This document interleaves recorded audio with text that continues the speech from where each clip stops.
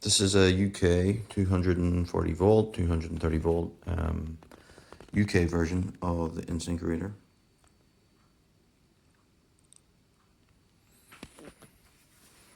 Now we are going to look at fixing a leak that has been ongoing for some time. When you open the hot water tap and then you close the tap again, the water starts to come through the flange, probably what's in the tank, that joins the two sections of the tank together. And it's been leaking down inside. So I'm sure there's going to be corrosion inside, but that's what we're going to look at. So as you can see, I've obviously bypassed the first couple of steps, which unfortunately I can't show you directly, but it's very simple. The unit is simply screwed to the wall with two screws. There are three hoses that are all different size and connection types, so it's very easy. You don't have to mark them.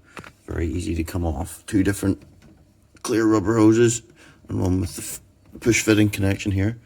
It's very easy, so you won't have to worry about putting them back again. Just take those off. You unplug the unit from the wall. It's usually like this, unless you have some whoever's installed it's installed it hardwired, and then you just remove it. And after you've removed it, you have to be careful because it's still possibly got hot water in it, so simply just tip it up and drain the rest of the water from the tank. Pretty easy stuff.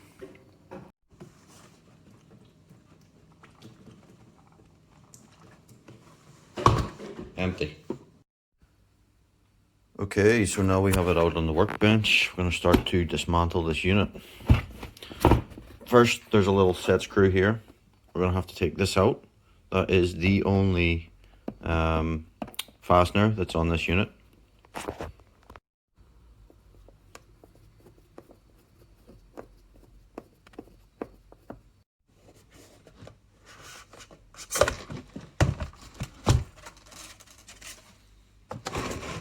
Okay, on opening, you're going to find a little cable, black and red cable. It's for the LED light. We're going to have to disconnect that.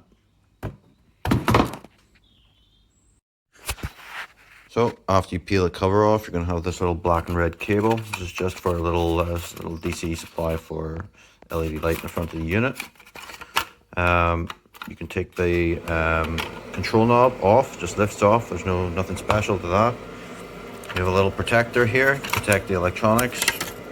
You take that out, just keep this safe because you're going to put that back in. So you've got your set screw, protector, control knob, and here's your little cable. That simply pulls off, nice and easy. Set all this aside. And now, next thing that we're going to look at is getting rid of the polystyrene insulation on the outside of the tank.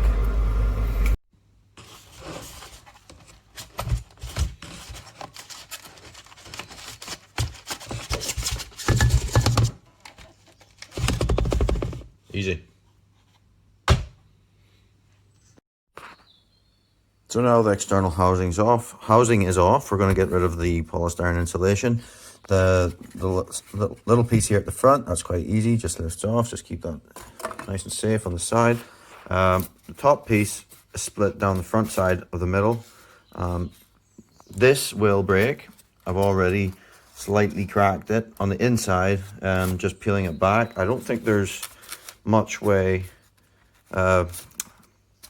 chance of getting it off without having a little bit of a crack, but just don't worry about that too much because when you put it back, it's really not going to make much of a difference if it's a little cracked. If you're missing big chunks of it, that would be a different case, but that should be okay. And the bottom section, this just slides off the bottom, so you'll just have to feed this cable up in through and pull off. Okay, so now all the insulation's off. The UK plug doesn't 100% slide through this hole too easily, so just to avoid damaging anything else, I'm just going to leave that there. It's not really causing me too much of an issue. Now we can really actually start to see what's going wrong with this unit. You should be able to find some sort of telltale signs of where this thing has been leaking from. we obviously want to be sure not to damage any electronics from the PCB or anything like that. So we'll just be cautious of when we're working with it, not to damage any of the pins or damage any of the components. So here we can see straight away that we have a very badly corroded fastening screw and nut, and it's very much rusted, and we can quite clearly see that there's been water coming through there. So that is most likely, if not definitely, where the leak has been coming from. You can see the rest is basically tip-top shape. So it's also been draining down, obviously, in through the bottom, so we have some corrosion at the bottom of the tank. If this was left over a long period of time, I'd be starting to worry about some little pinhole holes in the bottom of the tank, and in that case, I would just replace the tank. If the leak is quite new and there's no obvious corrosion, and you want to test for the leak, you can take it back to where the unit was installed, and you can connect it to the water, turn on the water pressure again, and you can run water through the unit, and you should be able to see where the unit has been leaking from.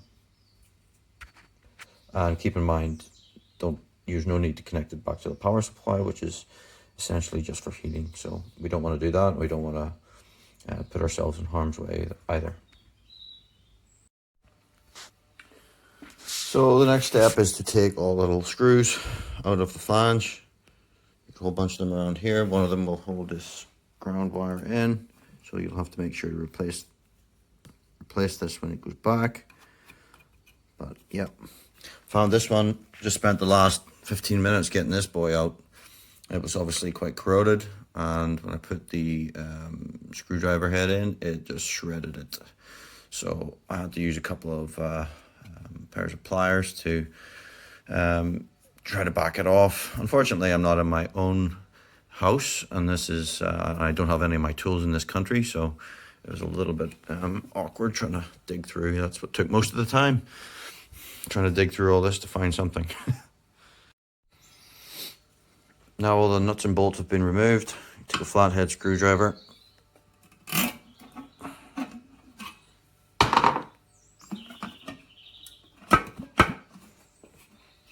Oh, what do you know? One screw's not removed. Yeah, the last little screw was actually here, and it was holding this PCB and all the controls, all the electrical controls onto the front. So just be aware. This is going to be your thermostat. It's going to be your temperature sensor for this control. So don't worry about that. You shouldn't have to remove that. Just let that hang. It shouldn't go anywhere. So it's not an actual gasket that you'll remove out. It's not like an O-ring or anything. It seems to be very much so a liquid gasket of some description. I'm not sure whether this is actually the way they manufactured these or not. Possibly. Either that or this was already a reconditioned unit. So the inside of the tank looks completely fine. I don't really have anything to do in here. Absolutely nothing wrong with that. Essentially all I'm going to do is I'm going to give this area a clean up. Use a little bit of fine grit sandpaper.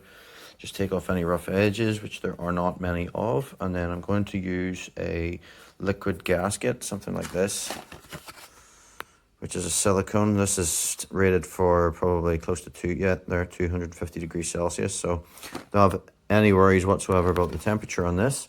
So I'm simply going to, like I said, clean this up, and I'm going to apply more liquid gasket around here. And I will put the top back on it again, put in the bolts and let it seal. I'll probably leave it for somewhere around 8 hours. So I don't have any more of these screws, and because we're in COVID lockdown, the shops nearby are not really open at this time. Best bet would be for finding the size and ordering them online. However, they are not terrible, apart from the fact that I stripped one of the heads. But if I can sand these, not sand them, but take a wire brush to them, get some of the rust off, and I'll use some lithium grease between the bolt and the nut to keep it lubricated. It should come on and off, I'm hoping, because I really am trying to make this work without any cost apart from the liquid gasket. So I've briefly taken off any rough edges. There were not many to speak of. I'm just going to use this with a fairly fine, can you see this? Can you see it? There we go, fairly fine bead. I don't really want to make a big mess of it, and I don't really want too much of it getting in. For instance, this probably is not, I'll actually say it's not food processing safe. So in that case, there are likely to be some sort of chemicals, even maybe just for the initial period of flushing and washing and heating, that might get into the water. So you really wouldn't want to drink that, because this is a hot water tank. So my intentions are to try to keep this as neat and tidy as possible on top of this already existing liquid gasket, so that not too much of it spills over to the sides this way. I'm not so concerned if it comes outside, on the outside edge of the flange. As you can see, maintaining a fairly consistent bead the whole way across. You don't want any gaps. I am using both hands to do this, so it is quite difficult for me to use my phone, because that is what I'm using to film this. Unfortunately, I'm not really, this was just a last minute thought, so I'm not really set up professionally to do this. Okay, so that is complete. I'm happy enough with that. Get a feel for the depth.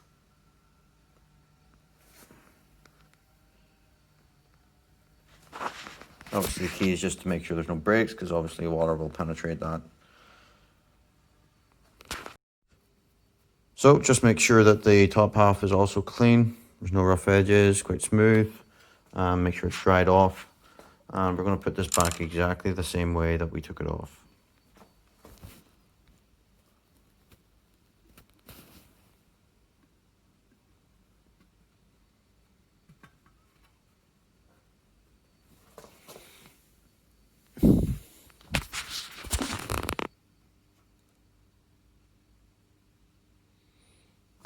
All right, now it's time to put the screws back in.